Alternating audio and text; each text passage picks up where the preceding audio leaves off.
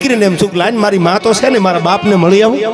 એટલે પોતે ગાડી લઈને આવી મળવા માટે, મારા બાપને કંઈક આપવું મળતી જ આવે ને. એ વખતે રાહત કામ હાલતા હતા. ગવર્મેન્ટના સરકારી રાહત કામ કોઈ કર્યા હોય, તરીકમને પાવડો લઈને રાહત કામમાં તળાવ હોય મોટું કે ડેમ મોટું હોય એને ખોદતા હતા. દીકરી સુખી ઘરમાં હતી. દીકરીને એમ હતું કે મારા બાપને કહી દો કે આ મજૂરી બંધ કરી દો કાલથી, કારણ કે દીકરીના બાપનો જીવ બહુ બળે. બાપ બહુ દીકરીને વાલો છે. એટલે દીકરી ગાડી લઈને આવી બાપને મળવા માટે. અને કોઈ કીધું ગામમાં આવ્યા એટલે કે તારો બાપ તો મજૂરીએ ગયો છે, ફલાણા ફલાણા ઠેકાણે કામ હાલે છે. દીકરીએ ડ્રાઈવરને કીધું તો ગાડી લઈ લો ને મારા બાપને મળવા જવું છે.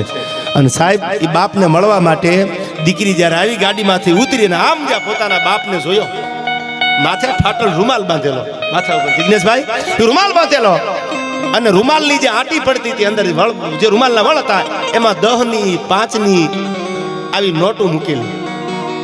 રૂમાલ જે બાંધ્યો હતો એના આટી જે પડતી હતી એમાં નોટ મૂકેલી, કોઈને ખબર ન પડે. ફાટલ લુગડા હતા.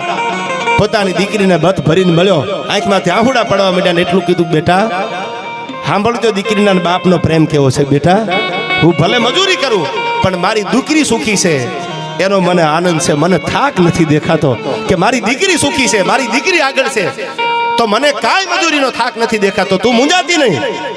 દીકરી મળી લીધું, બાવડું ચાલ્યું બાપનું. દીકરી હાલતી થઈ મળીને, દીકરી હાલતી થઈ, કરોડપતિ હતી દીકરી.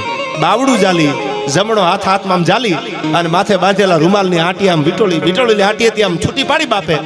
એમાંથી 10 ની નોટ કાઢી અને દીકરીના હાથમાં મૂકી. બેટા મેં એવું સાંભળ્યું છે કે બાપ દીકરીને આપે, દીકરી આગળથી બાપ કોઈ દી કાંઈ લે નહીં.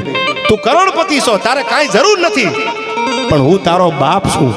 બાપ જીવે ને ત્યાં સુધી દીકરીને આપવાનો હક બાપનો છે. બેટા આજ કાંઈ બોલતો તને મારા ગળાના હમશે. બેટા આજ કાંઈ બોલતી નહીં. આ બાપની વેદના છે યાર.